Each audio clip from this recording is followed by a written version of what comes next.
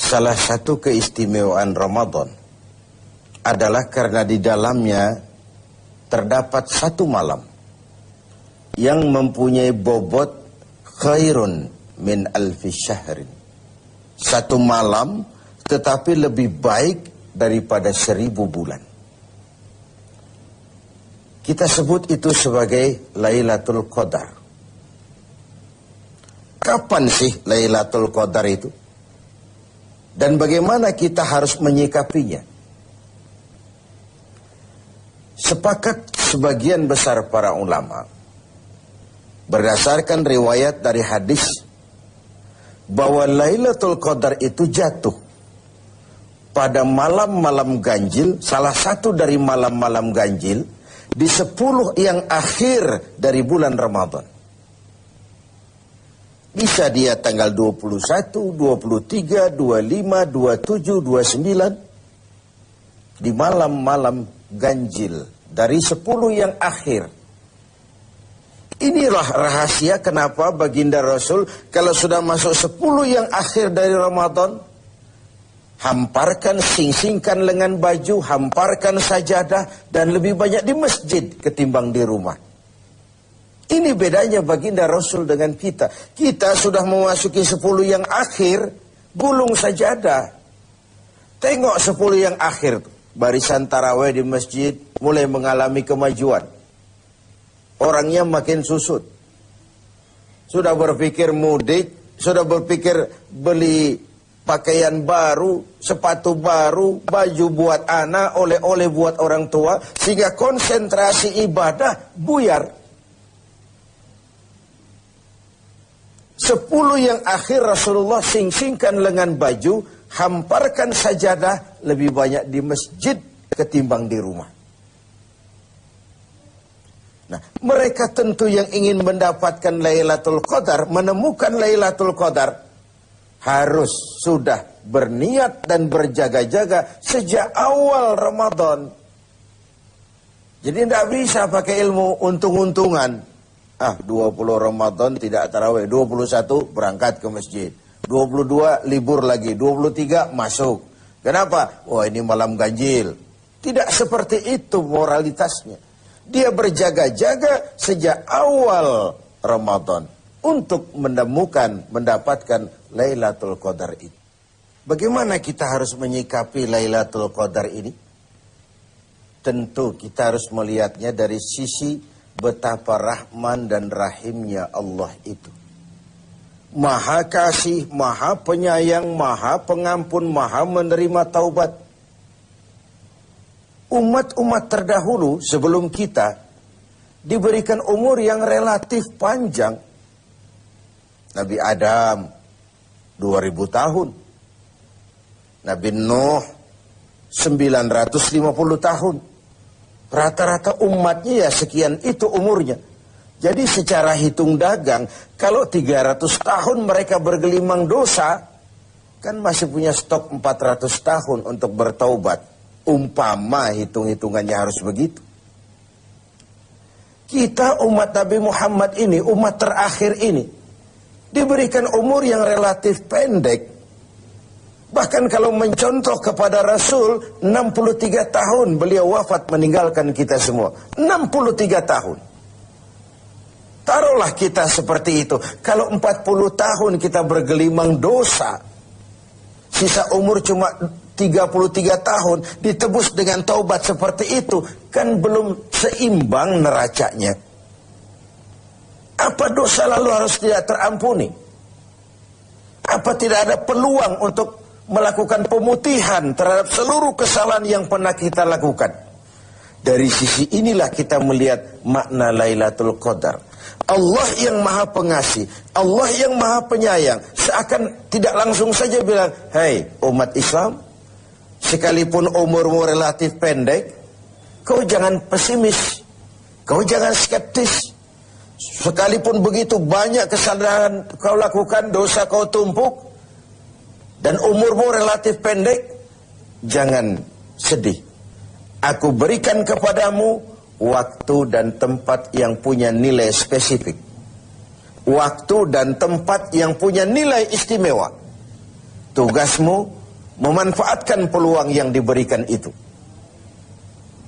Itu sebabnya ada penggandaan nilai pahala. Sholat berjamaah pahalanya 27 kali lipat daripada sholat sendiri. Beribadah di hari Jumat mendapat tambahan pahala. Sholat di Masjidil Haram di Mekah 100.000 kali pahalanya ketimbang di masjid-masjid biasa. Itu tidak lalu berarti sudah sholat di sana lalu berhenti lagi sholat di mana-mana karena merasa sudah banyak stok, sudah punya banyak devisa. Bukan itu pengertiannya. Ada ruang dan waktu yang punya nilai istimewa. Kalau kita pandai memanfaatkannya, maka nilai lipat-kelipatan dari ibadah kita itu diberikan oleh Allah Subhanahu wa ta'ala. Itulah sebabnya Allah menyediakan ada bulan istimewa Ramadan, ada hari istimewa Jumat, ada waktu istimewa sepertiga malam yang akhir, ada tempat istimewa Arafah, Mina, Multazam, Raudhah, Zamzam. Ada waktu yaitu Lailatul Qadar. Satu malam lebih baik dari 1000 bulan. 1000 bulan itu kan 83 tahun. Dan jarang orang sekarang yang mencapai umur 83 tahun.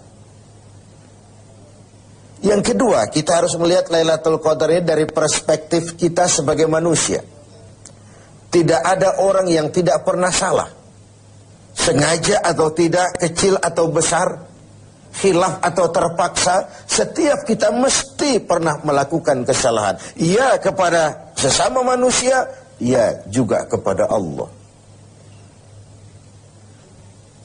Salah kita kepada Allah, kita bertaubat langsung kepadanya. Sampai-sampai di hadis kursi dikatakan, "Lau amiltumul khataya hatta mala'atis sama, summa nadimtum fataballahu alaikum." Kalaupun kamu berbuat dosa, penuh langit dengan dosamu, kemudian kamu menyesal, bertaubat, Allah pasti akan menerima taubat kamu. Lalu bagaimana sih taubat yang sebenarnya itu? Kata para ulama, taubat yang sebenarnya itu pertama, meninggalkan perbuatan jahat. Yang kedua, berjanji tidak akan pernah mengulanginya lagi. Yang ketiga, menyesal pernah melakukannya. Inilah 3 syarat utama. Pertama, meninggalkan perbuatan jahat itu. Bertaubat dari minuman, tinggalkan total. Bertaubat dari judi, tinggalkan total. Bertaubat kepada Allah dari melakukan maksiat, tinggalkan secara total. Meninggalkan perbuatan jahat. Dan total, tidak angin-anginan.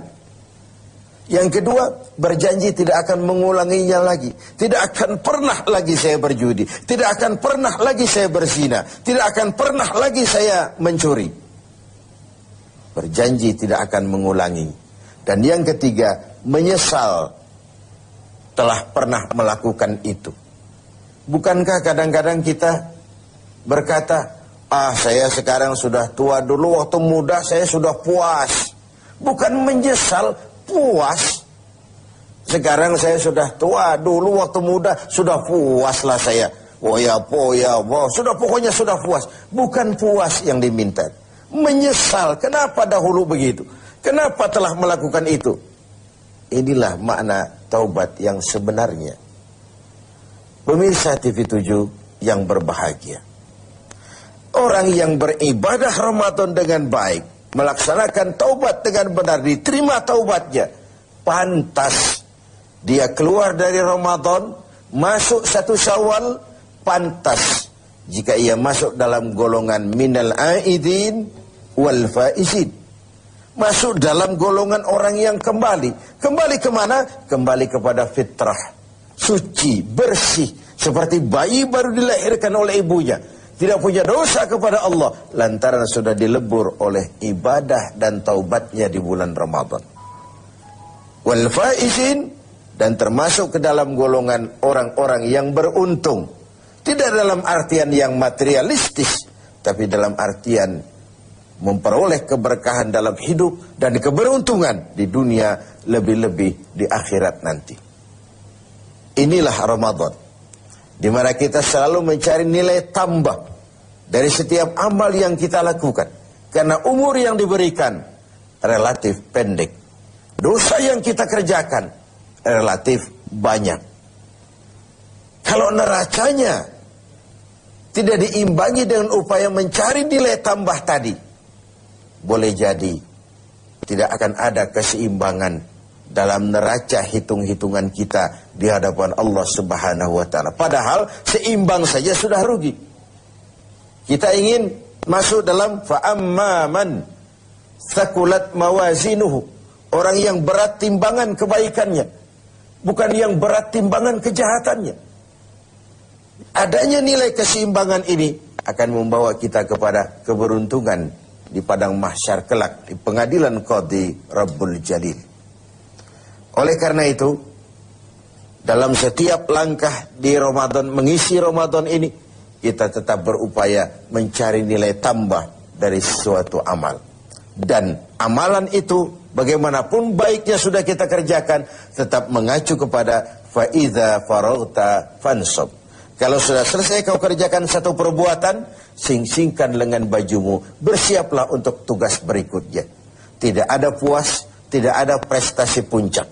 Bagaimanapun baiknya sudah yang kita lakukan, dia hanya awal menuju ke arah